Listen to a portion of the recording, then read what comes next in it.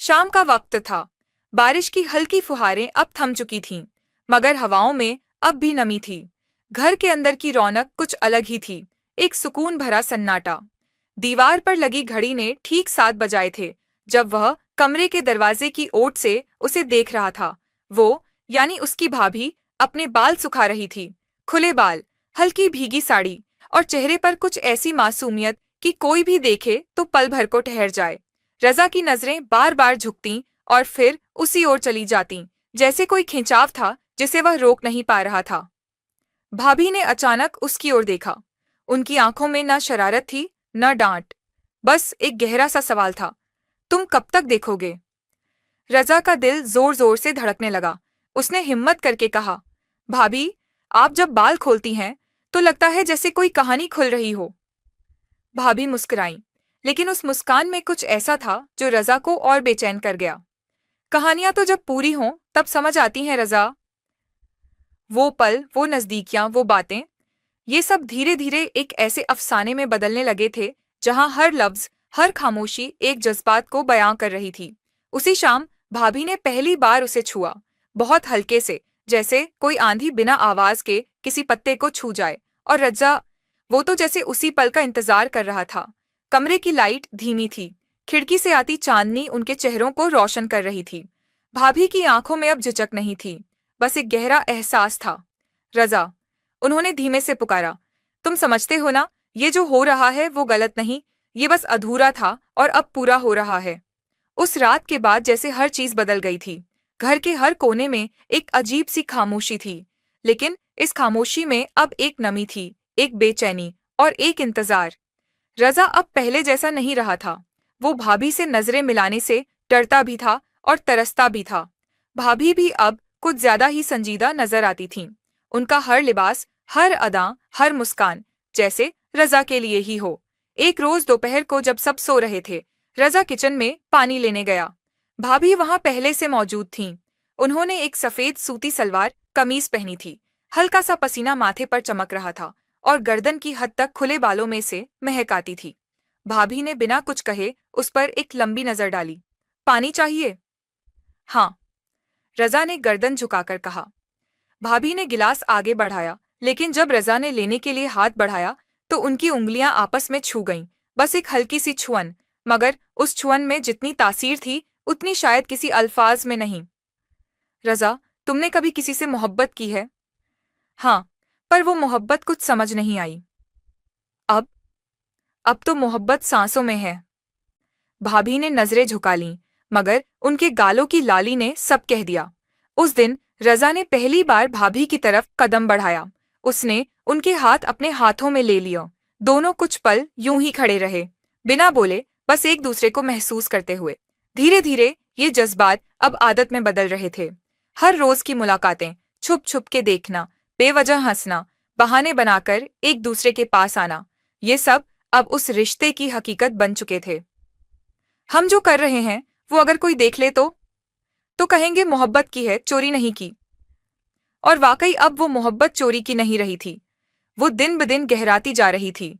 दीवारों के पीछे, दरवाजों के बीच और तकियों की सिलवटों में हर जगह सिर्फ एक ही कहानी गूंज रही थी, भाभी और रजा की कहानी। दिन बीतते गए, अब हर मुलाकात एक नई हद को छूने लगी थी। पहले जो सिर्फ नजरों तक था, अब वो हाथों की पकड़, सांसों की गर्मी और धड़कनों की रफ्तार में ढल चुका था। रजा और भाभी दोनों जानते थे कि जो हो रहा है वो आसान नहीं, मगर वो दोनों ही इस दलदल में खुशी से डूब रहे थे। एक दोपहर, जब पूरा घर दोपहरी नींद के मजे में था, रजा कमरे में आया।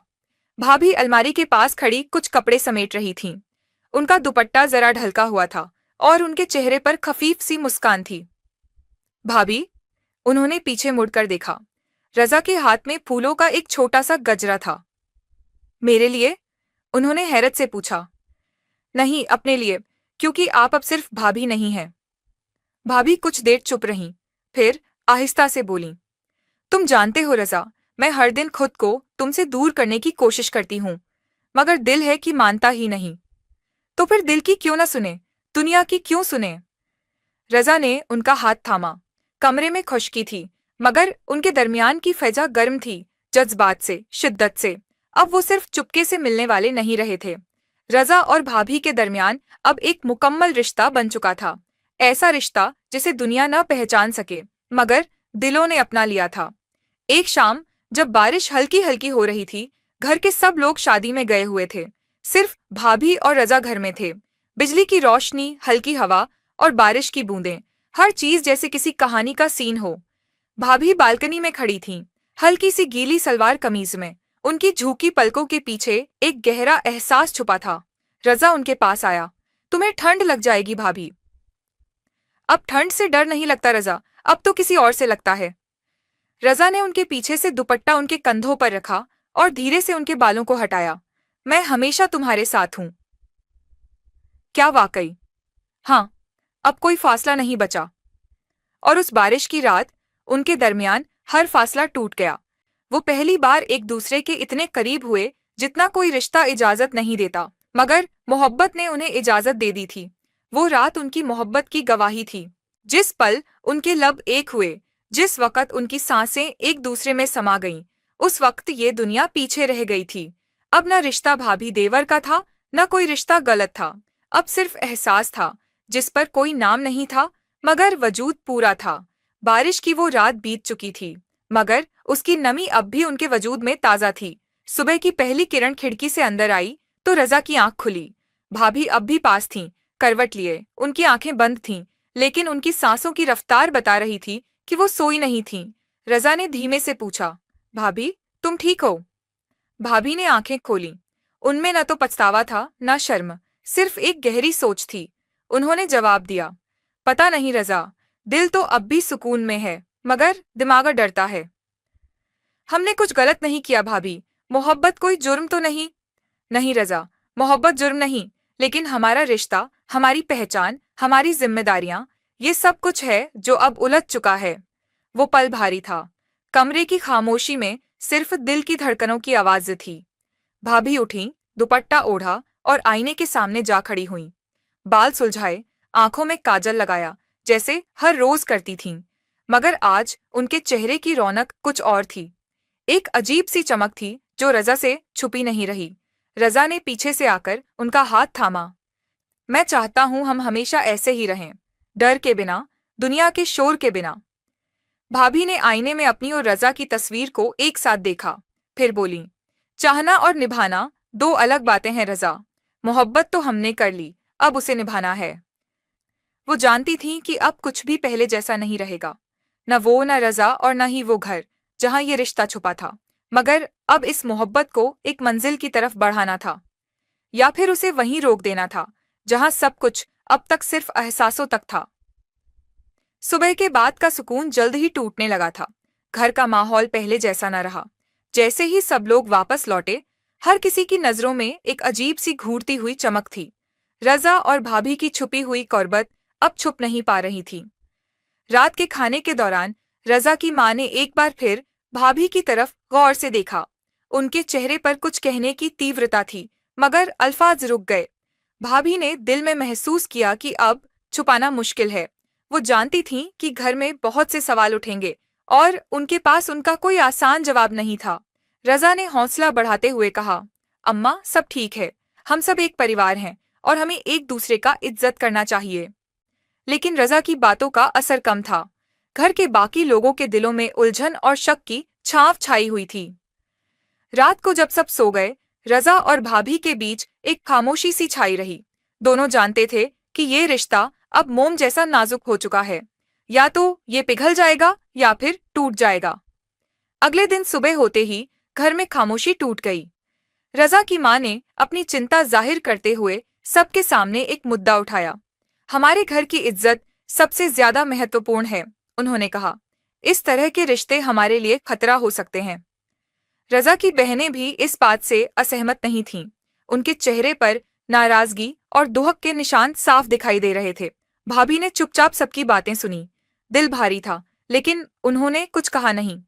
रजा ने धीरे से भाभी का हाथ थामा और कहा, हम अपने रास्ते खुद चुनेंगे, चाहे कोई कुछ भी कहे। परिवार की इस लड़ाई में रजा और भाभी के दिलों में एक अजीब सी बेचैनी थी। उन्हें पता था कि ये सफर आसान नहीं होगा, लेकिन वे एक दूसरे के साथ थे। रजा और भाभी की जिंदगी अब एक तूफान के बीच थी।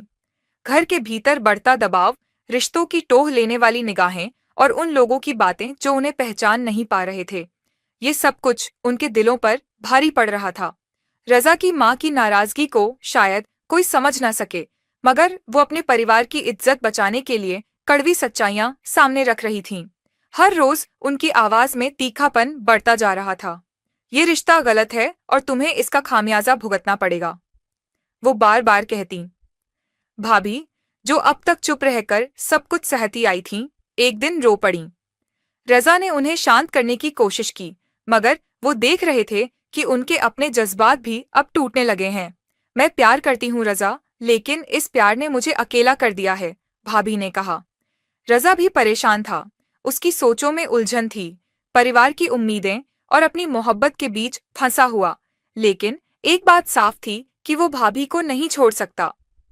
एक शाम, जब घर के सभी लोग सो गए थे, रजा और भाभी ने लंबे वक्त तक बातें की।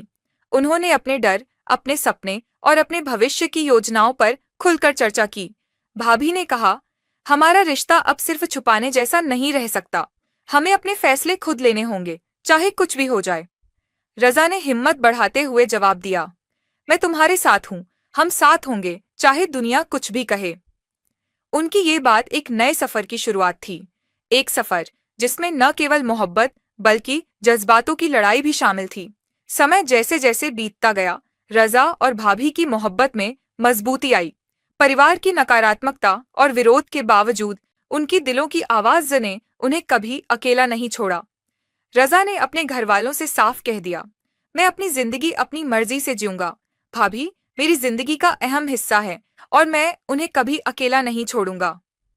भाभी ने भी परिवार से इस रिश्ते को स्वीकार करवाने की हर कोशिश की, लेकिन जब उम्मीद टूटने लगी तो उन्होंने रजा के साथ एक नया रास्ता चुना। दोनों ने फैसला किया कि वे एक साथ अपनी जिंदगी की नई शुरुआत करेंगे, अपने तरीके से, अपने नियमों के साथ। एक दिन जब परिवार ने उनकी गंभीरता देखी, तो धीरे धीरे उनके दिलों में भी बदलाव आने लगा। शायद प्यार की ताकत ने सबको समझा दिया था कि असली रिश्ता दिल से जुड़ता है, न कि बस रिश्तेदारी के नाम से। रजा और भाभी ने अपने सपनों को सच करने के लिए एक साथ कदम बढ़ाए। उन्होंने अपने रिश्ते को छुपाना बंद कर दिया और खुलकर जिया। उनका सफर आसान नहीं था, मगर उनकी मोहब्बत ने हर मुश्किल को पार कर लिया।